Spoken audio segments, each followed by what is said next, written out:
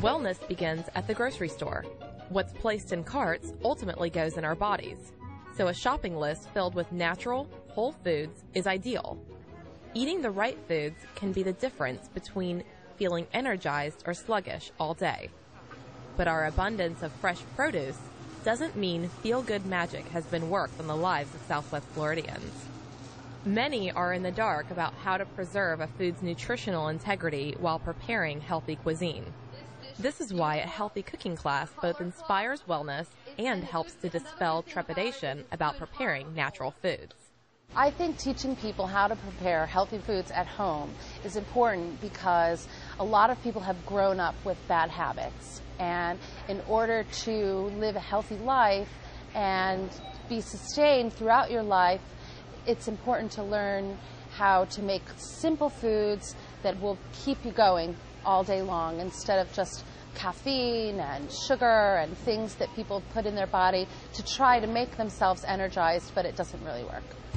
The class also aims to remove the mystery behind processed foods by educating consumers about healthier, more natural alternatives.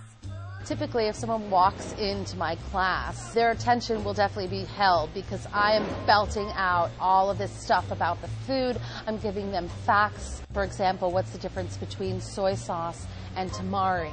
Well, soy sauce is soybeans that are aged with chemicals. Tamari is soybeans that are aged with thyme. That's why you find tamari in a health food store. If you look at something and it's not in the form the way nature intended it to be, then it's not a whole food. Like a noodle, it was not grown as a noodle. It was processed into a noodle.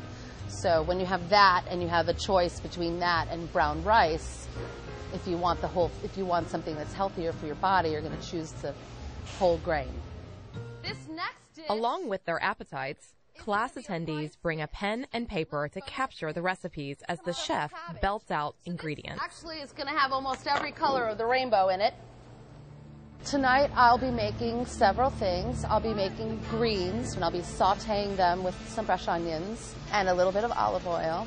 Then I'll also be making today a curried lentil stew, which gives a burst of kind of an international flavor for those with a palate who like that sort of thing, but is also kind of tame enough to be suitable for almost anyone.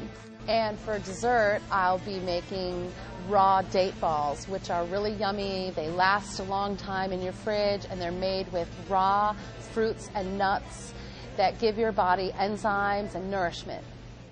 And the healthy meal enjoyed by all both feeds the soul and quiets a growling stomach. So who wants to try everything? At the end of the cooking class, she gives you a sample of everything on a plate. And when you see how good it is, you're naturally inspired to want to duplicate it at home. You just have to taste it. And once you taste it, the seasonings that she uses prove that healthy food can be just as tasty as food that's loaded with fats and oils and things that aren't